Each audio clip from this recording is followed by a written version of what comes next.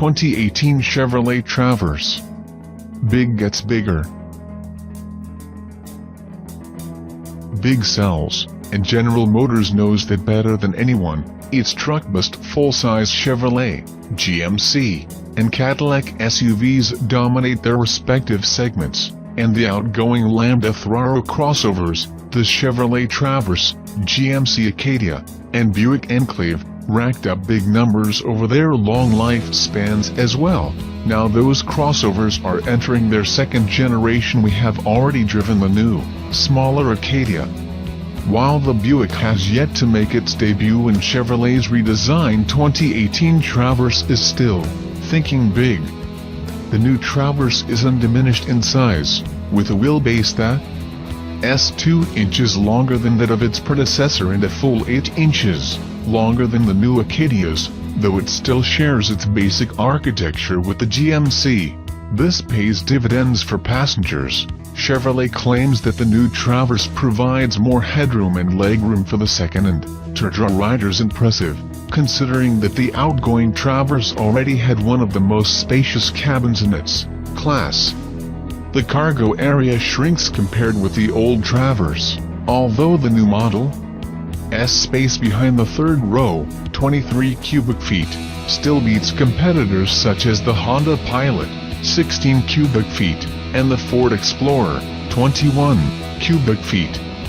Likewise, total cargo space with all seats folded goes from 116 cubic feet down to 99 cubic feet, although that figure manages to top the similarly big-boned Volkswagen Atlas 97 cubic feet. Chevrolet's designers have wrapped the 2018 Traverse in sheet metal that adopts a more squared-off look than its predecessor. The new front end, with a large hexagonal grille flanked by narrow headlights, mirrors that of the smaller 2018 Chevy Equinox crossover. A body-colored pillar breaks up the side glass area for a more upright, truck-like profile, and the rear end is similar to that of the Acadia, albeit with different tail lights. Under the skin, Chevrolet claims a weight savings of 351 pounds, comparing front-wheel drive base models, which brings the Traverse more in line with slightly smaller competitors such as the Pilot and the Toyota Highlander.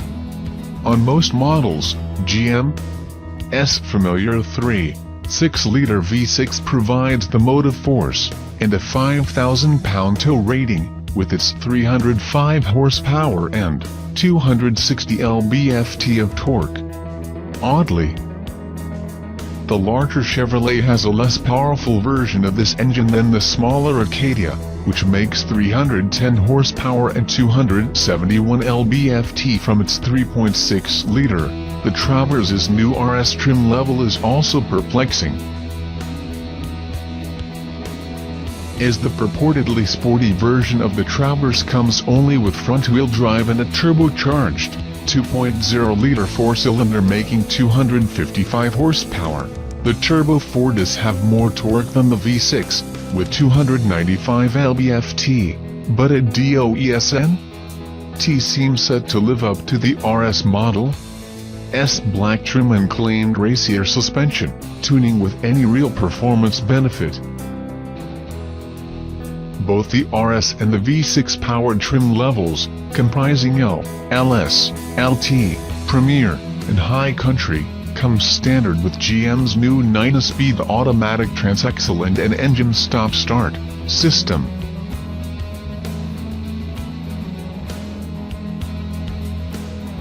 These upgrades help fuel economy considerably.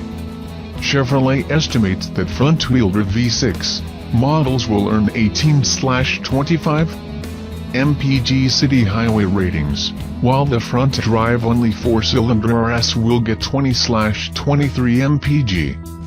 Even if that 2.0T highway number seems low, either engine provides a big jump over the current Traverse V6, which gets 15/22 mpg city highway regardless of driven wheels. All-wheel drive will be optional on V6 models, and the top High Country variant comes with the same torque-vectoring rear axle found in the Acadia All-Terrain and the Cadillac XT5.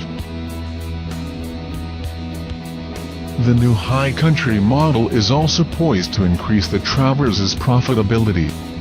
While the current Traverse sells at lower average transaction prices than its competitors, this new top-of-the-line model, which shares its name with a Silverado trim level, could start around $50,000 and will compete with other fully loaded crossovers such as the Ford Explorer Platinum and the Honda Pilot Touring Elite.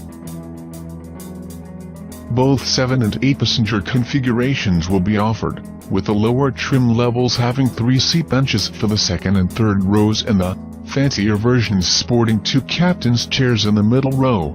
Families will appreciate the quick-release second row seat that allows easy access to the third row, although Chevrolet limits the tumbling function to the passenger side only.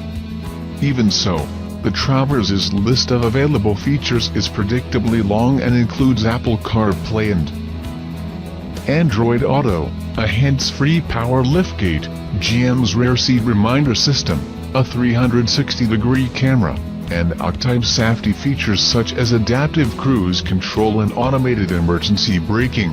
Chevrolet will not announce pricing details until closer to the 2018 Traverse's on-sale date, later this year, but expect the lower L, LS, and LT trim levels to remain in the $30,000 to $40,000 range.